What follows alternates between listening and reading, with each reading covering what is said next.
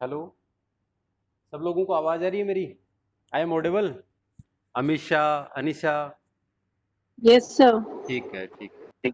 आप लोग ग्रुप में मैसेज डाल दीजिए कि सॉफ्टवेयर इंजीनियरिंग की क्लास ज्वाइन करें भाई जल्दी।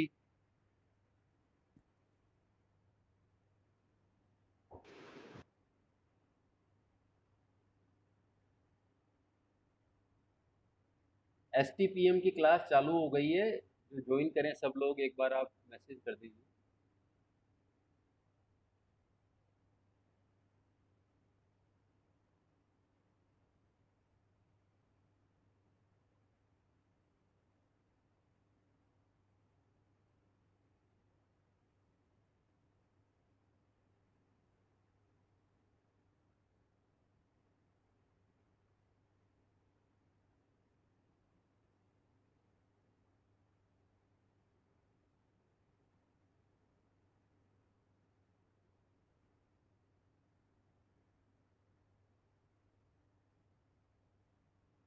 हाँ, तो अपन चालू करते हैं। देखिए, सबसे पहले तो आप लोग चैट बॉक्स जो है उसके अंदर सब लोग अपना नाम और उसके सामने प्रेजेंट लिखेंगे। अलग अलग नहीं लिखेंगे भाई, नाम और नाम के सामने प्रेजेंट लिख दीजिए चैट बॉक्स के अंदर। ठीक है? उसके अलावा एक बार कुछ भी नहीं लिखें। सब लोग अपना नाम लिखें और नाम के आगे प्रेजेंट लिख दें। ठीक है?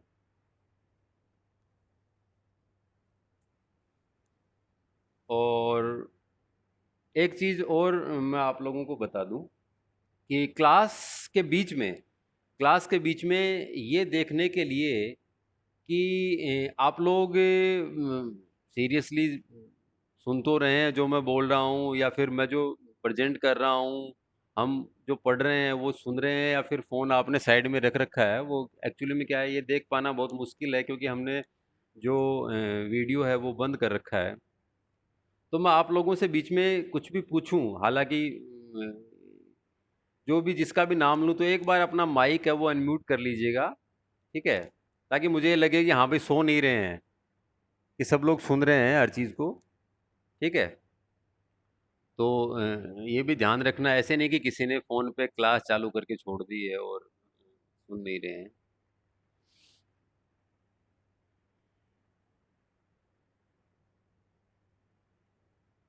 ठीक है? तो आप लोग सब लोग देखिए, हम जो कुछ चीज़ें पिछले टर्न पे हमने डिस्कस किया था उससे रिलेवेंट ही एक बार थोड़ा सा हम डिस्कस कर रहे हैं। जैसे कि हम बात करते हैं, पिछली बार हम लास्ट टर्न पे हम डिस्कस कर रहे थे, यानी कि what is the role of the software project manager. ये चीज़ हम डिस्कस कर रहे थे पिछले टर्न पे। सॉफ्टवेयर प्रोजेक्ट मैनेजर है, उसके क्या रोल्स हैं, वो क्या क्या काम करता है, और ये सब चीज़ें हम इसके बारे में हम देख रहे थे।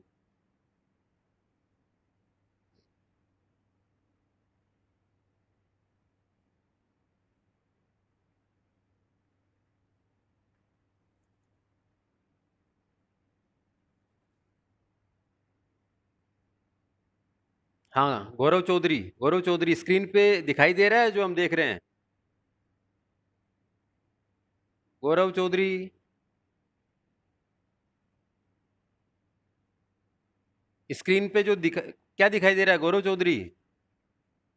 अपने माइक को अनम्यूट करो भाई।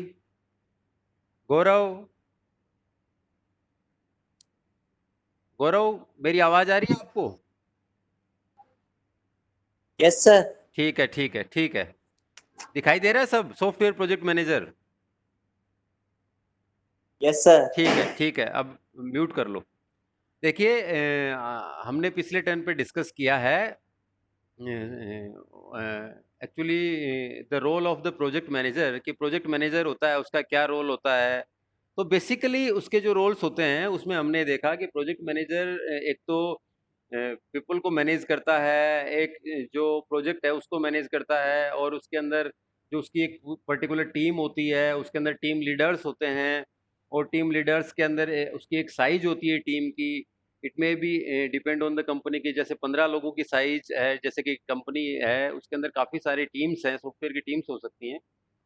तो उसकी अलग-अलग साइज़ सॉफ्टवेयर के जो प्रोजेक्ट लीडर होता है, वो जो लीडर हो सकता है किसी एक प्रोजेक्ट का हो या फिर किसी मॉड्यूल के लिए भी असाइन कर सकते हैं, उसको सब डिवाइड भी कर सकते हैं, इस तरीके से। तो प्रोजेक्ट मैनेजर के काफ़ी सारे रोल हमने ये देखे हैं, ठीक है? अब उसके बाद में हम बात करते हैं सॉफ्टवेयर मैनेजमेंट एक्टिविटीज़ की।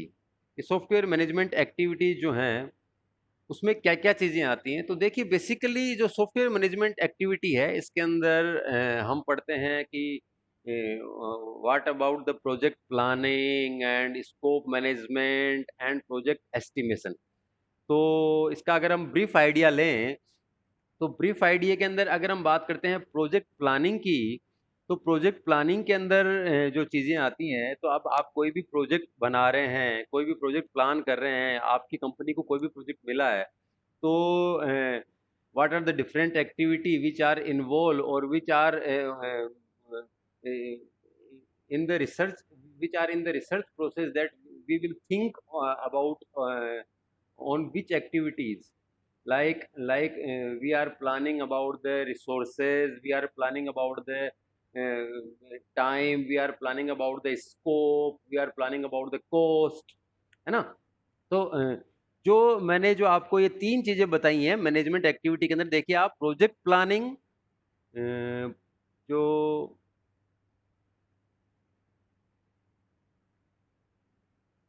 प्रोजेक्ट प्लानिंग जो है, इसके अंदर ही ये दोनों चीज़ें आती हैं भई। प्रोजेक्ट प्लानिंग के अंदर दोनों चीज़ें कौन-सी? Scope management and project estimation. Scope management and project estimation है, ये दोनों प्रोजेक्ट प्लानिंग के अंदर आती हैं। अब ये दोनों प्रोजेक्ट प्लानिंग में कैसे आती हैं, क्या-क्या चीज़ें हैं? देखिए, हम जब भी कोई प्रोजेक्ट को प्लान करेंगे, तो उस प्लानिंग के अंदर ही हम क्या करेंगे, उसका स्कोप डिफाइन करेंगे। स्कोप के अंदर क्या-क्या चीज़ें आएँगी, कितनी चीज़ें आएँगी, क्या-क्या हमें लेना है, उसका मतलब हमें किस किस वाइड फील्ड तक हम इसको काम में लेंगे, किस वाइड फील्ड तक हमें काम करना है, क्या-क्या गोल हमें अचीव करने हैं, ये सारा का सारा चीज़ है वो स्कोप मैनेजमेंट, वो भी एक प्लानिंग के अंदर ही होता है, ये सब प्लानिंग के अंदर होगा, ठीक है? तो एक तो ये चीज़ स्कोप मैनेजमेंट जो है, वो प्रोजेक्ट प्लानिंग के अंदर ही आता है। दूसरी चीज़ प्रोजेक्ट प्लानिंग के अंदर ही आता है प्रोजेक्ट एस्टिमेशन।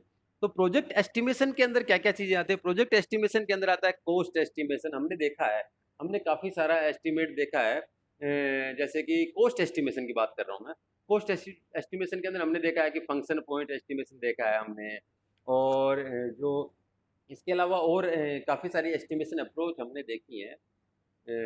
जैसे कंस्ट्रक्शन कॉस्ट मॉडल में, और एलओसी लाइन ऑफ कोड के अंदर देखा हमने, और काफ़ी सारी चीज़ें हैं जिनके थ्रू हम एस्टिमेशन निकाल सकते हैं। तो ये जो दोनों पार्ट हैं, स्कोप मैनेजमेंट और प्रोजेक्ट एस्टिमेशन, ये दोनों के दोनों पार्ट हैं, ये दोनों पार्ट प्लानिंग के अंदर आते हैं। अ, ये जो भी जो पार्टिसिपेंट हैं, जो नए हैं, वो आप लोग अपना नाम और उसके आगे प्रेज़ेंट हैं, वो आप चैट बॉक्स में मेंशन कर दें, सब लोग, ताकि मुझे पता रहे कि कौन-कौन पार्टिसिपेंट हैं, कौन-कौन प्रेज़ेंट हैं, ठीक है? दूसरी चीज़ जो हम तो ये बेसिकली जो एक्टिविटीज़ होती हैं सॉफ्टवेयर मैनेजमेंट एक्टिविटीज़, इसमें काफ़ी सारी आती हैं, लेकिन इसके अंदर मेनली जो एक्टिविटीज़ जैसे प्रोजेक्ट प्लानिंग, स्कोप मैनेजमेंट और प्रोजेक्ट एस्टिमेशन है, ये सब चीज़ें होती हैं।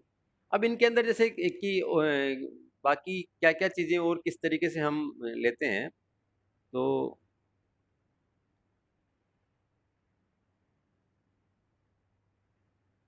देखिए प्रोजेक्ट प्लानिंग जो है, इसके अंदर जैसे प्रोजेक्ट प्लानिंग की हम बात करते हैं, तो project planning is basically a task through which we can produce a software, we are going to produce a software, it is planning of all the task, मतलब हम क्या क्या काम करेंगे, कैसे कैसे करेंगे, उसमें क्या करेंगे, कितना टाइम लगेगा, कितना पैसा लगेगा, उसकी क्या क्वालिटी होगी, ये सारी की सारी चीज़ें हैं,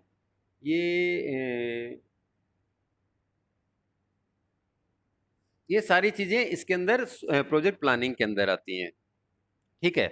अब हम बात करते हैं, जैसे कि हमने जैसे कि डिस्कस किया कि स्कोप मैनेजमेंट और प्रोजेक्ट में जो एस्टिमेशन है, वो दोनों के दोनों प्लानिंग के अंदर आते हैं। तो अगर हम बात करते हैं स्कोप मैनेजमेंट की, तो स्कोप के अंदर देखिए क्या-क्या चीज़ें आएगी।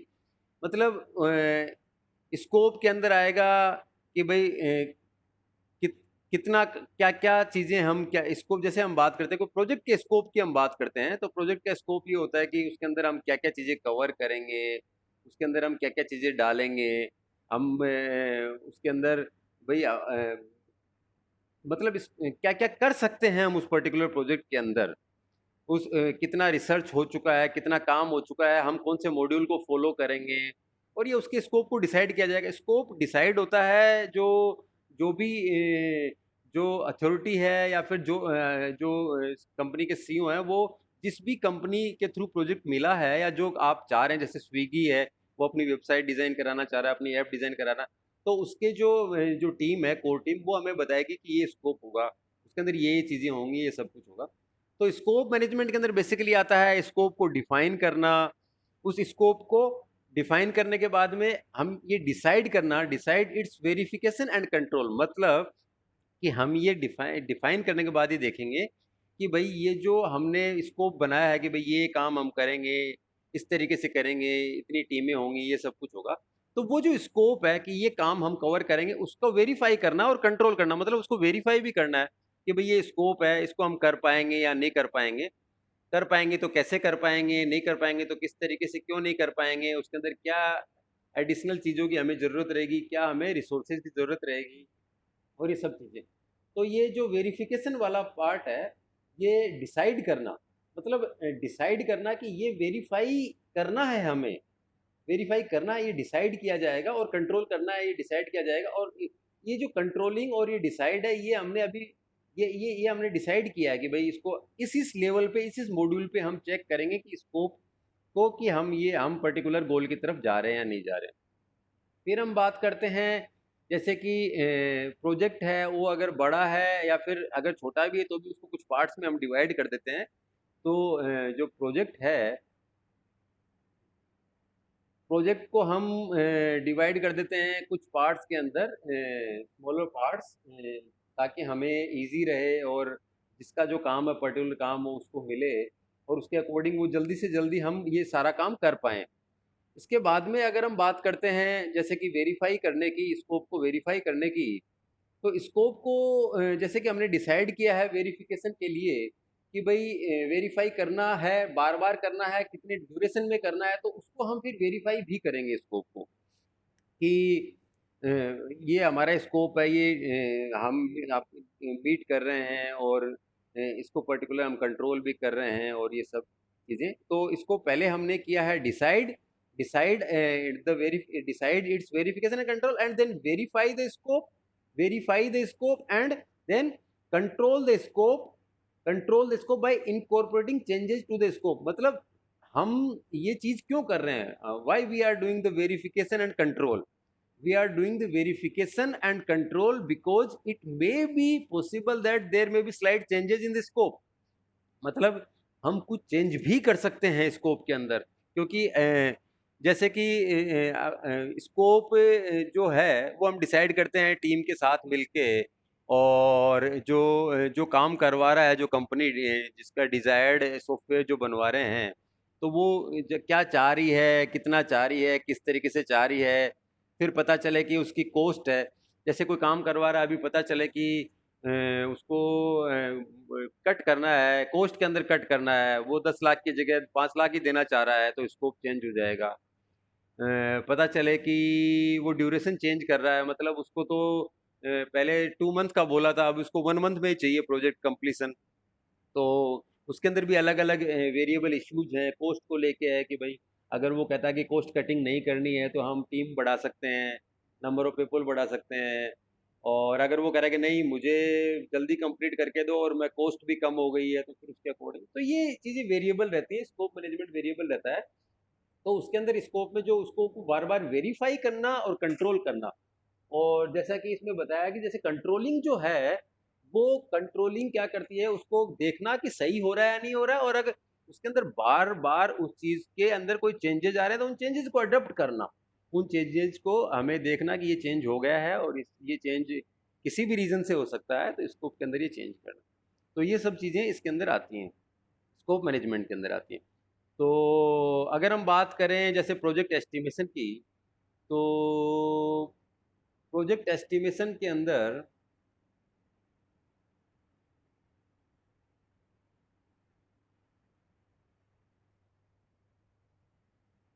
जैसे हम बात करते हैं प्रोजेक्ट एस्टिमेशन की, तो देखिए आप लोग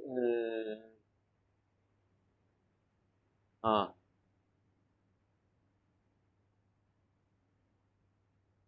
चेतन टेलर, चेतन टेलर, चेतन टेलर दिखाई दे रहा है project estimation?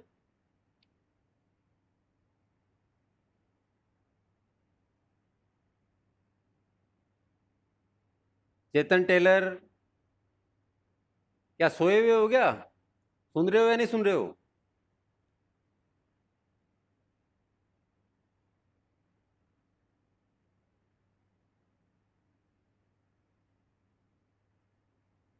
Yes they- sir. ठीक है, ठीक है, चलो अच्छी बात है, लेकिन बहुत लेट रेस्पॉन्स कर रहे हो। ठीक है, अब देखिए आप प्रोजेक्ट एस्टिमेशन, प्रोजेक्ट एस्टिमेशन के अंदर जैसे कि हमने देखा था कि प्रोजेक्ट को अलग अलग तरीके से एस्टिमेट कर सकते हैं। वैसे आपने एस्टिमेशन मॉडल पढ़े हैं सॉफ्टवेयर इंजीनियरिंग के अंदर, तो आपने जो एस्टिमेशन के लिए जो चीज़ें पढ़ी थी मैं आपको बताऊं, उसमें आपने पढ़ा था लाइन ऑफ कोड और एफपी बेस्ड एस्टिमेशन, और आपने कुछ पोस्ट एस्टिमेशन मॉडल पढ़े थे, कोकोमो मॉडल, कोकोमो मॉडल। आप लोगों को याद हो कोकोमो मॉडल? तो किरण पारासर, किरण पारासर, कोकोमो मॉडल क्या होता है? कोकोमो मॉडल का फुल क्या नाम है, पूरा नाम? किरण, यस सर। क्या नाम है? कोकोमो मॉडल का नाम सुना आपने? हाँ। COCOMO, कोकोमो मॉडल क्या नाम होता है इसका? फुल फुल नेम क्या होता है, बता पाएंगे? Full name. नहीं बता पाएंगे? Constructive code cost model. COCOMO model, चलो सब लोग अपना जिसका नाम बोला जाए वही, सिर्फ जिसका नाम बोला जाए वही बोले भाई। मोहित बताएगा, मोहित, मोहित बताओ। कोकोमो, COCOMO, कोकोमो मॉडल हमने पढ़ा था सॉफ्टवेयर इंजीनियरिंग के अंदर, उसका constructive cost model. Good good good, ठीक है, चलो अच्छा है। कंस्ट्रक्टिव कॉस्ट मॉडल है, उसके अलग अलग पैरामीटर्स होते हैं, हमने देखे हैं। तो उसके अंदर हमने ये देखा है कि किस तरीके से कॉस्ट एस्टिमेट की जाती है, उसके अंदर हमने पढ़ा है। तो वो कोकोमो मॉडल है, वो भी प्रोजेक्ट एस्टिमेशन का ही पार्ट है। तो ये सब हमने डिस्कस किया हुआ है। बहुत अच्छी बात है कि काफ़ी लोग एक्टिव हैं, और ये चीज़ें ज़िंदगी भर आपको काम आनी है, और जब भी आपका कभी इंटरव्यू होगा तो यही कोकोमो और LOC और यही बातें की जाएंगी, FB बेस्ड एस्टिमेशन, और ये क्या होता है, क्या काम आता है, क्या चीज़ें होती है, सब कुछ। तो देखिए जो प्रोजेक्ट एस्टिमेशन है आपका, तो प्रोजेक्ट एस्टिमेशन के अंदर आता है software size estimation, software size estimation, effort estimation, time estimation, cost estimation. ठीक है, तो अब ये जो हम बात कर रहे हैं, जैसे कि सॉफ्टवेयर साइज एस्टिमेशन जो हम बात कर रहे हैं, तो इसके अंदर हमने देखा है कि देखिए कि सॉफ्टवेयर साइज के अंदर मतलब सॉफ्टवेयर की साइज क्या होगी। अब आप लोग जैसे जान पा रहे हैं कि सॉफ्टवेयर की साइज जो है वो बहुत डिपेंड करती है, कि सॉफ्टवेयर की साइज अगर बड़ी होगी कॉस्ट ज़्यादा होगी, पैसा ज़्यादा लगेगा। पैसा ज़्यादा कब? जब सॉफ्टवेयर का लाइन है वो ज़्यादा होगी, ज़्यादा लोग काम करेंगे, ज़्यादा दिन के लिए काम करेंगे, मतलब more the time required, more the resource required, more the people required, और इस सारी की सारी चीज़ों की ज़रूरत होगी। तो हमने इसके लिए पढ़ा है KLOC, kilo line of code. अब आपको थोड़ा थोड़ा याद आएगा, KLOC हमने निकाला था, किलो लाइन ऑफ कोड। कोई भी प्रोजेक्ट है, कोई सॉफ्टवेयर प्रोजेक्ट हम बनाते हैं, उसके लिए कितना किलो लाइन ऑफ कोड होगा। ये लाइन ऑफ कोड जो है हमने कैलकुलेट किया था कि भाई 1000 लाइन ऑफ कोड इसके अंदर लगेगा, इसमें 2000 लाइन ऑफ कोड लगेगा, उसके इनपुट्स के अंदर क्या लगेगा, आउटपुट में क्या लगेगा, ये सब कुछ इसके अंदर। तो वो है। तो ये सॉफ्टवेयर की जो साइज है जिसकी हम बात करें, सॉफ्टवेयर साइज एस्टिमेशन, तो साइज कैसे निकालेंगे? लाइन ऑफ कोड से। और लाइन ऑफ कोड निकालेंगे कि भाई कितनी लाइन ऑफ कोड है, उसके अकॉर्डिंग ही उसी के ऊपर डिपेंड करेगा सारे की सारी चीजें, कि भाई कितने ज्यादा लाइन ऑफ कोड है मतलब ज्यादा उस पर मेहनत करनी पड़ रही है, मतलब ज्यादा लोग काम कर रहे हैं, रिसोर्सेज ज्यादा लग रहे हैं, इस तरीके से। तो ये किलो लाइन ऑफ कोड के थ्रू कैलकुलेट किया जाता है, और एक एफपी पॉइंट के through, function point, function FP based estimation, FP based estimation मतलब फंक्शन पॉइंट बेस्ड एस्टिमेशन। तो एपी बेस्ड एस्टिमेशन के अंदर भी हमने काफ़ी सारी चीज़ें डिस्कस की थी। वो सारे के सारे पैरामीटर हैं जो पैरामीटर्स थे एपी एस्टिमेशन के अंदर, वो सारे इसके अंदर हम यूज़ में लेंगे। तो हो सकता है आप लोगों को थोड़ा-सा याद नहीं हो, तो मैं आपको एक बार थोड़ा दिखा देता हूँ, ताकि आप लोगों को भी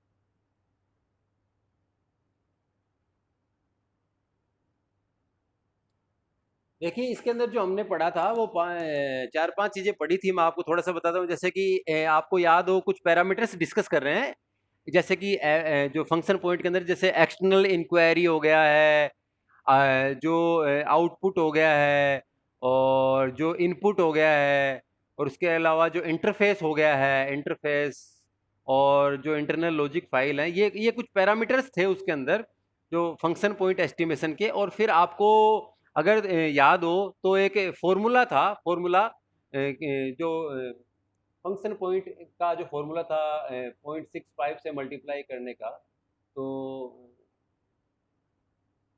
वो आप लोग एक बार जो या तो फ्रेशमैन की बुक्स हैं उसके थ्रू आप देख सकते हैं कि क्या था उसके अंदर, क्या-क्या चीज़ें उसके अंदर।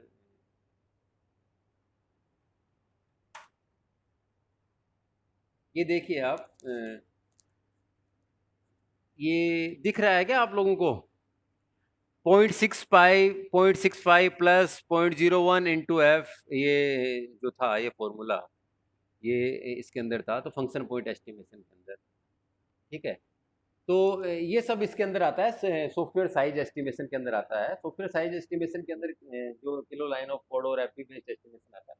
अब हम बात करते हैं इफर्ट एस्टिमेशन की। सेकेंड जो एस्टिमेशन क्राइटेरिया है वो है इफर्ट एस्टिमेशन। तो अगर हम बात करते हैं इफर्ट एस्टिमेशन की, तो इफर्ट का मतलब होता है, मतलब जैसे हम बात करते हैं number of person per month, और ये कितने लोग काम कर रहे हैं पर मंथ, और कितना मतलब इफर्ट लग रहा है, कोई काम को करने के अंदर कितना इफर्ट लग रहा है, वो होता है इफर्ट एस्टिमेशन। तो जैसे कि एफर्ट के अंदर जैसे कि number of person per month, और द वर्क डन पर हार, यानी कि 1 घंटे में कितना काम हो रहा है, 1 महीने में कितना काम हो रहा है, एक आदमी कितना काम कर रहा है, ये सारे के सारे एफर्ट हैं। तो ये एफर्ट एस्टिमेशन में आता है। तो एफर्ट एस्टिमेशन के अंदर जनरली जैसे कि manager estimate the effort in the term of personal requirement and man man hour required to produce the software. मतलब कितना मैन हावर, मतलब कितने आदमी की ज़रूरत पड़ेगी पर घंटे, कितने लोगों की ज़रूरत पड़ेगी पर घंटे, कितना एफर्ट लगेगा उसके अंदर, उसकी जो चीज़ें हैं वो एस्टिमेट करनी। तो ये करता है, मैनेजर करता है, सॉफ्टवेयर प्रोजेक्ट मैनेजर का ही रोल है ये भी। सही है।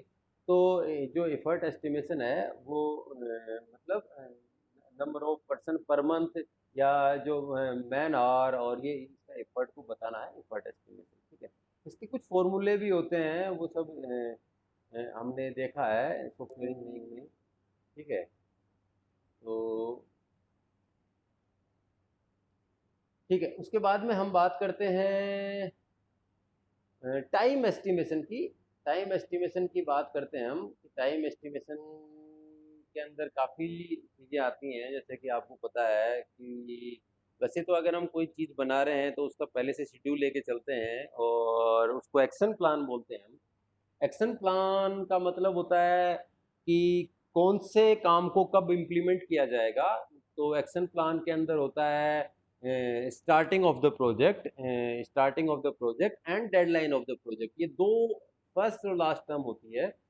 तो एक्शन प्लान के अंदर ये सारी चीज़ें होती हैं। तो उसके अंदर ये आता है कि भाई ये प्रोजेक्ट कब चालू हुआ, इसके अंदर क्या क्या चीज़ें हो रही हैं, मतलब इसके अंदर ये मॉड्यूल कब कंप्लीट होगा, हमारा रिसोर्स जो है, हमें क्या क्या रिसोर्सेज चाहिए, क्या क्या रिक्वायरमेंट है, वो कब कंप्लीट हो जानी है, उसकी डेडलाइन क्या है। फिर उसके बाद में हमें जो इम्प्लीमेंटेशन है, जो डिज़ाइनिंग पार्ट है उसकी क्या है, जो हम कितने क्या क्या चीज़ें डिज़ाइन करने वाले हैं। फिर उसके बाद में हम जो सॉफ्टवेयर डेवलप कर लेंगे, फिर उसके बाद में सॉफ्टवेयर डेवलपमेंट टीम का कितना टाइम लगेगा, वो सारा उसकी एक पर्टिकुलर डेडलाइन होती है। उसके बाद टेस्टिंग, और टेस्टिंग भी हर तरीके की टेस्टिंग, ये सारा काम ये जो है इसका एक पर्टिकुलर जो टाइम पीरियड होता है। और उसके बाद में लास्ट जैसे कि प्रोजेक्ट कंप्लीशन डेट या गोल अचीव। तो जो गोल है हमने जो डिसाइड किया वो अचीव हुआ। टाइम है, जो टाइम डेडलाइन है ये वेरी भी कर सकती हैं, वेरी टाइम टाइम वेरी भी करती हैं, लेकिन जो चीज़ें हैं जैसे कि कोई जो बड़ी कंपनीज हैं उनका जो टाइम डेडलाइन है और जो टाइम एस्टिमेशन और जो एक्शन प्लान है वो बहुत ही स्ट्रिक्ट रहता है। मतलब उनको अपने टाइम पे पूरा करना होता है। वो ये डिपेंड करता है, देखिए सॉफ्ट प्रोजेक्ट और हार्ड डेडलाइन, उसमें अलग अलग रियल टाइम सिस्टम होते हैं, आपने नाम सुना हो। तो उसमें कुछ की तो हार्ड डेडलाइन होती है कुछ प्रोजेक्ट्स की, और कुछ प्रोजेक्ट होते हैं उनकी सॉफ्ट डेडलाइन होती है। हार्ड डेडलाइन और सॉफ्ट डेडलाइन।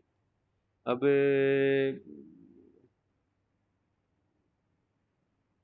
नमन Shrimali, hard deadline soft deadline सुनाई दे रहा है नमन श्रीमाली? Yes sir. ठीक है, ठीक है। यस अब सर। बढ़िया। देखिए हार्ड डेडलाइन और सॉफ्ट डेडलाइन आप लोग बता पाएंगे, जैसे कोई एग्जाम्पल लेके बता पाएंगे सर हार्ड डेडलाइन की मैं क्या बात कर रहा हूँ, हार्ड डेडलाइन क्या होती है और सॉफ्ट डेडलाइन क्या होती है? कोई आप एग्जाम्पल दे के बता पाएंगे मेरे को? प्रियांशी सामरिया, हार्ड डेडलाइन और सॉफ्ट डेडलाइन सुनाई दे रहा है? Yes sir. ठीक है। क्या क्या होती है हार्ड डेडलाइन सॉफ्ट डेडलाइन, आप बता पाएंगे? नहीं बता पाए तो कोई बात नहीं है, कोई क्या आप थोड़ा बता सकते हैं हार्ड डेडलाइन क्या होती है और सॉफ्ट डेडलाइन क्या होती है? यस सर, एक बता दी। क्या होता है हार्ड डेडलाइन क्या होती है?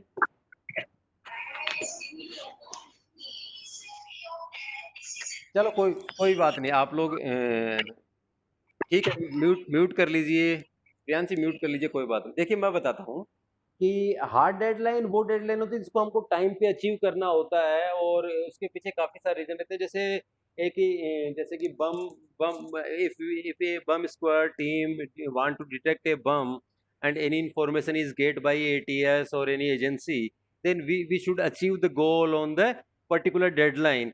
मतलब हमको करना ही है। मतलब आज अगर 9 बजे किसी को इन्फॉर्मेशन मिली है और किसी को इनपुट मिला है और उसको पता चला है कि 12 बजे ये होने वाला है, तो उसको ये काम करना ही पड़ेगा किसी भी हालत में। मतलब इसको हम हार्ड डेडलाइन कहेंगे। मतलब ये गोल अगर अचीव नहीं हुआ है तो हमारा project, all the project will be fail. मतलब कि हमें ये काम करना है इस डेडलाइन के ऊपर। और जैसे कि एग्जांपल के लिए मैंने बता दिया, जैसे बम स्क्वाड टीम है और ये, तो इनकी जो डेडलाइन होती है वो हार्ड होती है। मतलब काफी सारे काम है, वो डिपेंड करता है काम डिपेंड करता है कि वर्क के ऊपर। मतलब ये काम हमें इस डेडलाइन के अकॉर्डिंग करना है, अगर नहीं किया तो फिर खत्म। जैसे कि आप लोगों को पढ़ाई करनी है तो अभी दिसंबर से पहले कंप्लीट करना है। अगर आप दिसंबर के बाद पढ़ोगे तो पेपर ही खत्म हो जाएंगे। समझ रहे हैं बात को? इस तरीके से।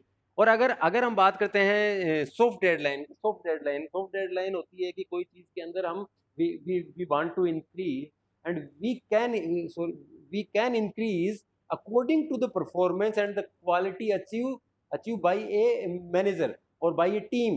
मतलब अगर किसी मैनेजर को लगा, किसी टीम को लगा कि हम ये पर्टिकुलर क्वालिटी अचीव कर लेंगे, इसके लिए डेडलाइन इंक्रीज की जा सकती है, मतलब ये काम अच्छे से नहीं हुआ है, आप लोग कहेंगे कि सर हमारा मिड टर्म है वो थोड़ा आगे पोस्टपोन कर दीजिए, तो उस मिड टर्म को पोस्टपोन क्यों किया जाए, तो आप लोग उसके जो बताएंगे कि सर ये रीजंस है, तो वो सॉफ्ट डेडलाइन होती है, ठीक है। तो किसी काम को करना जिसके अंदर हम जिसको आगे पोस्टपोन कर सकते हैं, वो सॉफ्ट डेडलाइन होती है। तो ये हार्ड और सॉफ्ट अलग अलग डेडलाइन, ठीक है। तो ये टाइम एस्टिमेशन होता है, टाइम एस्टिमेट किया जाता है किसी भी प्रोजेक्ट के लिए कि भाई इसमें कितना टाइम लगेगा, क्या टाइम लगेगा, और ये सारा उससे रिलेवेंट जितने भी टास्क हैं उन सब के काम डिसाइड किए जाते हैं कि भाई इसका ये टाइम है, ये इवेंट, और ये इसको बोलते हैं एक्शन प्लान, है ना। एक्शन प्लान इसको बोलते हैं। एक्शन प्लान के अंदर सारी चीज़ें आती हैं। एक्शन प्लान में आपको 1 मिनट आप रुकिए, मैं दिखाता हूँ एक्शन प्लान किस तरीके से होता है।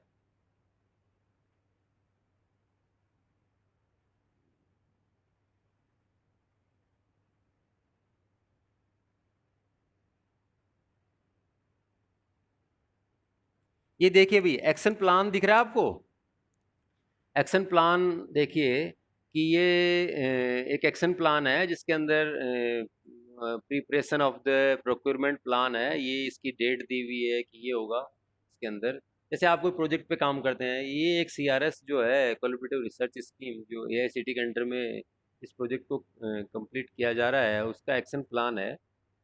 तो इसके अंदर जैसे कि जैसे इस एक्शन प्लान के अंदर ये एक्टिविटी शो है, अलग अलग एक्टिविटी अलग अलग टाइम के ऊपर, हर एक्टिविटी किस एक्टिविटी को किस टाइम पे किया जाए, ये प्लान में जैसे कि प्रोक्योरमेंट होगा, उसकी प्रिपरेशन करना, तो ये इस डेट को करनी है, ये लिटरेचर रिव्यू है वो करना है, तो ये इस डेट को करना है, ये कंप्लीट करना है इस डेट को। एक्सपेरिमेंटल एंड रिसर्च वर्क है वो चालू करना है, ये इस डेट को करना है। फिर हम बात करते हैं अगर जैसे कि कोई कंसल्टेशन लेना है किसी प्रोजेक्ट के लिए, या किसी रिसर्चर से या किसी स्कॉलर से डिस्कस करना है, तो वो इस डेट को करना है। तो ये एग्जैक्ट डेट हो सकता है या टाइम हो सकता है, मतलब इस टाइम पे हमें इसको कंप्लीट करना है। फिर इसके अंदर कोई वर्कशॉप वगैरह में पार्टिसिपेशन करना है, डेटा कलेक्ट करना है उस रिसर्च के लिए, तो उसके लिए ये डेट है। टेस्टिंग करनी है सैंपल की, तो उसकी मार्च 20 तक कंप्लीट करना है उसकी टेस्टिंग को। फिर एनालाइज करना है डेटा को, डेटा कलेक्ट करना और डेटा एनालाइज करना कि जो हमने डेटा लिया वो किस तरीके का पैटर्न शो हो रहा है उन डेटा से। और ये जैसे आप लोग पढ़ रहे हैं मशीन लर्निंग और डीप लर्निंग वगैरह काफ़ी सारी चीज़ें पढ़ रहे हैं, तो आपको पता होगा डेटा एनालाइज किस तरीके से होता है। फिर पीर डिस्कशंस और रिजल्ट्स के ऊपर डिस्कशन करना है। फिर कोई एक्सपेरिमेंट्स के अंदर जो कुछ अगर चेंजेस हैं और या रिट्रेशन है उसकी ज़रूरत हो तो ये। फिर जो कंसोल्टेड रिजल्ट्स है वो इस टाइम तक हमें फाइंड आउट कर लेने हैं, निकाल देने हैं। फिर उसके बाद में अगर कोई रिसर्च पब्लिकेशन है उसकी भी जो टाइम पीरियड है, और रिसर्च पेपर और बुक चैप्टर है उसके लिए ये डेडलाइन है। और फिर जो फाइनल जो UC सर्टिफिकेट है, यूटिलाइजेशन सर्टिफिकेट, उसकी डेट है इस तरीके से। तो इसको बोलते हैं एक्शन प्लान बोलते हैं, इसको क्या बोलते हैं, एक्शन प्लान। तो ये सारा इसके अंदर होता है। तो ये टाइम जो टाइम एस्टिमेशन है वो उसके अंदर आता है लोगों का। अब जैसे कि हम बात करते हैं कॉस्ट एस्टिमेशन की, तो कॉस्ट एस्टिमेशन के अंदर जो चीज़ें आती हैं, कॉस्ट एस्टिमेशन में आता है जैसे कि उसकी कॉस्ट क्या होगी, उस प्रोजेक्ट की कॉस्ट क्या होगी, और उसकी कॉस्ट के अंदर क्या क्या चीज़ें आएंगी। और ये तो अभी आप लोग जैसे कि कभी भी कोई भी चीज़ हम करते हैं, या फिर आपने नाम सुना होगा TA DA और ये सब चीज़ें, तो ऐसे ही प्रोजेक्ट वगैरह। अभी आप लोग IIT गए थे, IIT गए थे ना सब लोग, तो IIT के अंदर काफ़ी लोग गए थे शायद, अपने IIT बॉम्बे कोई उसके अंदर गए थे ना, अरुण सर और लेके गए थे। तो आप लोगों की क्लास में से कोई गया था या नहीं गया था IIT बॉम्बे अभी? तो उसके अंदर आप लोगों ने जो ट्रेवलिंग बिल और वो ये है उसके अंदर, तो वो सब कॉस्ट एस्टिमेशन में ही आता है। जैसे कोई प्रोजेक्ट चल रहा है उसकी कॉस्ट के अंदर, तो कॉस्ट एस्टिमेशन में आता है कि जैसे कि size of software, size of software के अंदर आता है कि अगर जैसे हमने डिसाइड किया KLOC ज़्यादा है, किलो लाइन ऑफ कोड ज़्यादा है, तो इसका मतलब प्रोजेक्ट बड़ा है, लाइन ऑफ कोड ज़्यादा है। लाइन ऑफ कोड ज़्यादा है, इसका मतलब ज़्यादा लोग काम कर रहे हैं, ज़्यादा मेहनत हो रही है, ज़्यादा मेहनत हो रही है मतलब पैसा ज़्यादा लगेगा। तो the size of the software is directly dependent on the cost estimation. तो ये इम्पोर्टेंट फैक्टर है इसका, कॉस्ट एस्टिमेशन का। अब इसके बाद में हम बात करते हैं जैसे कि सॉफ्टवेयर क्वालिटी की। तो सॉफ्टवेयर क्वालिटी किस तरीके से डिपेंड करती है, तो सॉफ्टवेयर क्वालिटी का मतलब होता है कि एक तो हम कोई भी सॉफ्टवेयर ले रहे हैं, वो उसका हमने कि भाई हमें अगर मान लो पैसा कम मिल रहा है तो क्वालिटी से कॉम्प्रोमाइज़ करने को तैयार है काफ़ी सारी कंपनीज। और काफ़ी सारी कंपनीज हैं, उनको चाहिए सॉफ्टवेयर एक बहुत अच्छा सॉफ्टवेयर जिसके अंदर कोई भी बग नहीं हो, और मतलब वो क्वालिटी से कॉम्प्रोमाइज़ नहीं करना चाहते, उसके लिए कोई भी जो पेमेंट है वो देने को तैयार है। जैसे कि आप लोगों ने देखा हो ट्विटर और फेसबुक, इसके अंदर आपको अगर if you find out any bug in the Twitter and Facebook, then they will also pay, and they will also pay huge amount any person. जैसे कि अभी किसी ने किया था, उसके अंदर जो बग फाइंड आउट किया था, ट्विटर के अंदर बग फाइंड आउट किया था, तो उनको अच्छा पैसा देते हैं वो लोग। तो ये एक इम्पोर्टेंट फैक्टर है इसका। तो क्वालिटी से कॉम्प्रोमाइज़ है जो, वो डायरेक्टली डायरेक्टली कॉस्ट से कॉम्प्रोमाइज़ है। मतलब कॉस्ट अगर कम करनी है तो क्वालिटी डिग्रेड होगी। मतलब if you require the good quality, then you you will pay more money. ठीक है। जैसे हम बात करते हैं हार्डवेयर की, बात करते हैं हार्डवेयर के अंदर आता है जैसे कि कोई भी चीज़ है, अब आपको चाहिए कि मुझे अच्छा हार्डवेयर चाहिए और मुझे इस पे काम करना है, उसके पैसे ज़्यादा देने पड़ेंगे। जैसे कि हम बात करते हैं कि कोई फ़ोन जैसे कि कुछ फ़ोन्स आते हैं जिनके हार्डवेयर मतलब एक फ़ोन उसी पर्टिकुलर स्पेसिफिकेशन का आपको 8,000 रुपये में मिल जाएगा, एक फ़ोन उसी स्पेसिफिकेशन का आपको 12,000, 15,000, 20,000 में मिलेगा। ठीक है। तो ये सब चीज़ें हैं, ये हार्डवेयर और ये वेरी करते रहते हैं, ये डिपेंड करता है कोस्ट के ऊपर। कोस्ट और मतलब है कि काफ़ी सारी कंपनीज हैं, जैसे कि चाइना की कंपनियां हैं, वो कुछ जिस तरीके का हार्डवेयर प्रोवाइड कराती हैं वो इजी इजी मतलब लो कॉस्ट के ऊपर, लो कॉस्ट पे मतलब कि जो इंटरफेस होता है उनका वो तो अच्छा होता है, लेकिन उनकी कोई ज़्यादा रिलायबिलिटी नहीं होती है। ठीक है। तो इस तरीके से हार्डवेयर है वो भी एक कॉस्ट एस्टिमेशन का पार्ट है। अगर हम बात करते हैं जैसे कि कुछ एडिशनल सॉफ्टवेयर टूल्स लाइसेंस, तो उसके लिए हमें ज़्यादा पैसा देना पड़ेगा। अगर हम मतलब ज़्यादा पैसा देना पड़ेगा तो हम क्या करते हैं, इनको अभी मतलब हर कोई खरीद नहीं पाता लाइसेंस को।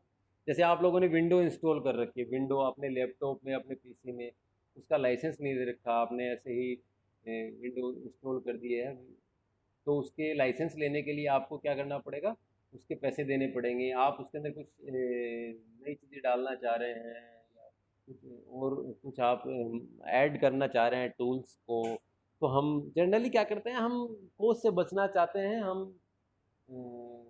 फ्री फ्री के अंदर जो चीज़ें अवेलेबल हैं, ओपन सोर्स के अंदर जो अवेलेबल हैं, उन पे काम करना चाहते हैं, क्योंकि वो पैसा नहीं लगता उन चीज़ों का और इजीली अवेलेबल होती हैं। हालांकि जो सिक्योरिटी इश्यूज हैं वो थोड़े उनके साथ हमेशा बने रहते हैं, मतलब हमें कॉम्प्रोमाइज़ करना पड़ता है। ये सब चीज़ें हैं। उसके बाद हम बात करते हैं स्किल्ड पर्सन जो हैं उनकी बात करते हैं। तो अगर हम बात करते हैं स्किल्ड पर्सन की, तो वो ज़्यादा पैसे लेंगे। जैसे कि आप कोई भी एक पर्टिकुलर टास्क के लिए, किसी सॉफ्टवेयर के लिए आप अगर एक स्किल्ड पर्सन को हायर करेंगे, और if you want to monitor all the things, then it will require the more money.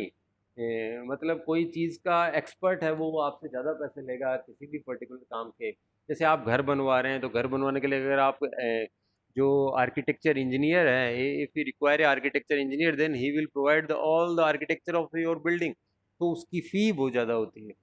फिर उसमें आप डिपेंड करते हो, नहीं यार मैं इससे नहीं बनवाऊँगा, ये दूसरे वाले से बनवाऊँगा। तो वो फिर उसी के अकॉर्डिंग उसे डिपेंड करता है कि भाई नीचे किसी ने डिप्लोमा किया है, किसी ने क्या किया है, तो वो फिर आप धीरे-धीरे करके, अलग-अलग लेयर होती है इनकी।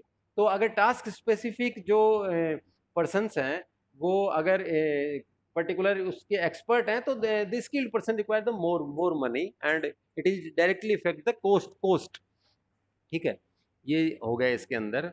दूसरी चीज़ हम बात करते हैं ट्रेवल इन्वॉल्वमेंट की बात करते हैं, तो ये TADA होता है। जब भी कोई प्रोजेक्ट चलता है, कोई भी काम करते हैं, तो उसके अंदर सबका पैसा लगता है। किसी काम के लिए आपको जाना पड़ता है इधर से, जैसे कोई ऐसी कंपनी में जाना पड़ता है जहाँ पे वो पर्टिकुलर चीज़ काम में ली जा रही हो, या कोई रिसर्च के लिए या इन चीज़ों के लिए, तो ये सारा उसके अंदर आता है। फिर हम बात करते हैं जैसे कि कम्युनिकेशन की, तो कम्युनिकेशन के अंदर भी काफ़ी सारा पैसा खर्च हो सकता है। इसमें भी कम्युनिकेशन किस किस तरीके का हो सकता है। द कम्युनिकेशन में भी थ्रू द टेलीफोनिक, इट में भी थ्रू द प्रिंटर, इट में भी through the many other process, कि नेटवर्क इंफ्रास्ट्रक्चर, और ये चीज़ें भी इसमें आ सकती हैं। तो आपको कम्युनिकेशन की किस तरीके की रिक्वायरमेंट पड़ी है, तो ये भी directly effect the cost estimation. And the last point is the training and the support. So if we want to require a training for a particular project, and if we require a support like support activities which is provided by every company, and if we require the support from a particular company, it will be pay on the additional cost. तो ये चीज़ है, ये इसके लिए directly effect करती है coast को। तो कोस्ट जो इफेक्ट करते हैं, कौन कौन से पैरामीटर हैं जो कोस्ट को इफेक्ट करते हैं, वो ये सारे पैरामीटर्स हैं। साइज, सॉफ्टवेयर की साइज, सेकंड है सॉफ्टवेयर की quality, hardware, additional licence and the additional software required, skilled person, they are for the particular task specified and task specific skills, they have something additional, they have some more knowledge about things and all this. And the TADA and travel and communication may be it may be on the network basis, it may be on the it may be on the telephonic basis, and it may be on the hard copy and तो and last but not least is the training and the support. ये सारी चीज़ें इसके अंदर आती हैं। ठीक है, तो ये बाकी हम जो है वो नेक्स्ट टाइम पे डिस्कस करेंगे। तो ये आप लोग इसको थोड़ा पढ़ें, और ये सब चीज़ें मैं आपको अवेलेबल करवा दूंगा। ठीक है, तो ये आप लोगों ने ढंग से देखा। कोमल सोनी,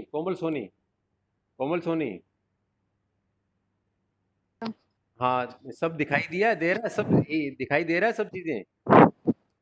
यस सर। ठीक है, वेरी गुड। ठीक है, बाकी चीज़ें हैं, हम वो नेक्स्ट टाइम पे डिस्कस करेंगे। Harshita Sethia, yes sir. ठीक है, दिखाई दे रहा है, सब समझ में आ रहा है क्या क्या Yes, चीज़ें sir. होती हैं? हाँ सर। ठीक है, very good. Sanwarlal Jangid, yes sir. दिखाई दे रहा है? Yes sir. ठीक है, नेटवर्क इशू तो नहीं है? No sir, no problem. ठीक है, वेरी गुड। तो बाकी हम नेक्स्ट टाइम पे डिस्कस करेंगे भाई। ठीक है, ओके।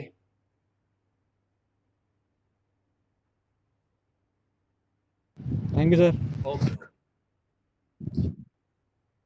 अगर किसी की अटेंडेंस रह गई हो, तो आप लोग, किसी की रह गई हो अटेंडेंस, तो आप लोग ग्रुप में अपने चैट बॉक्स जो है उसमें मेंशन कर दें भाई, किसी की कोई ऐसा स्टूडेंट जिसकी अटेंडेंस रह गई हो, जिसने अटेंडेंस नहीं लिखी, वो अपना नाम और उसके आगे जो प्रेजेंट लिख दे, अगर कोई ऐसा स्टूडेंट रह गया हो। बाकी ठीक है।